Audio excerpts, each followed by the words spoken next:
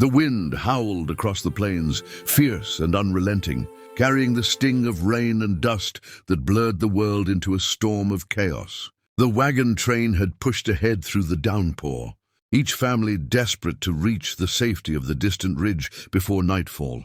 But in the confusion, one wagon's wheel had broken, and amid the shouting, the cracking thunder, and the wild panic of horses, a young woman and her baby were left behind. Her name was Clara, and as the last wagon disappeared into the curtain of rain, she knew she was alone. Her arms clutched her infant son to her chest, shielding him from the icy wind as she cried out for help.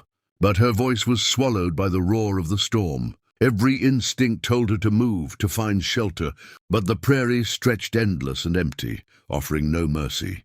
She stumbled through the mud, soaked to the bone, her breath coming in shivers, praying that someone, anyone, might find them before the cold did.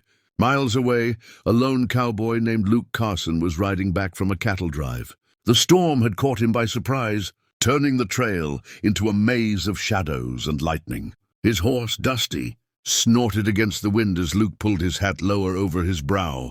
He was a quiet man, the kind who spoke more to his horse than to most folks. But there was something in him, a sense of duty, a heart that couldn't turn away from trouble.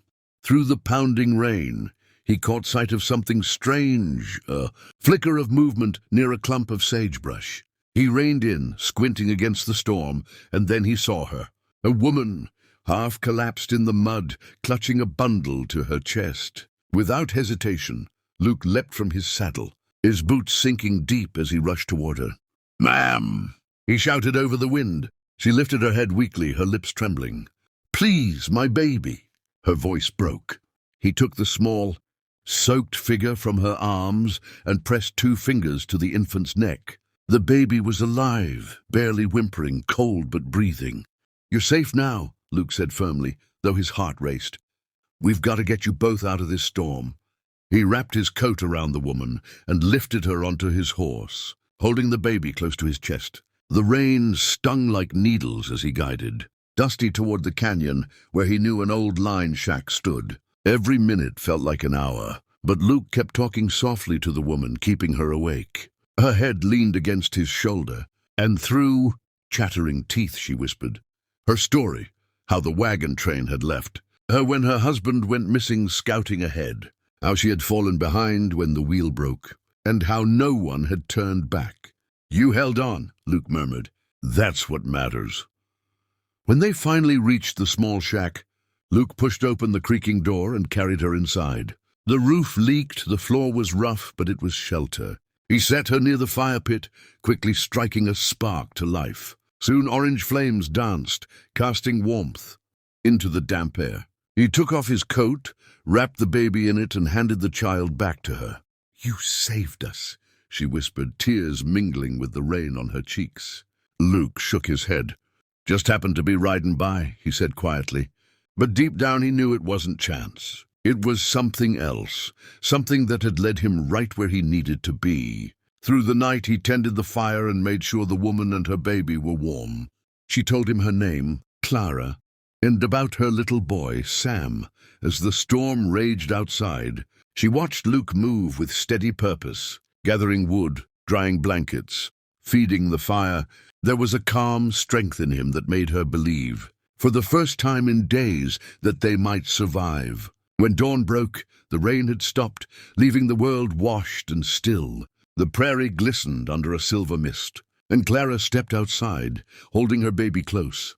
Staring at the endless horizon, Luke saddled his horse and turned to her. "We'll ride to my ranch," he said.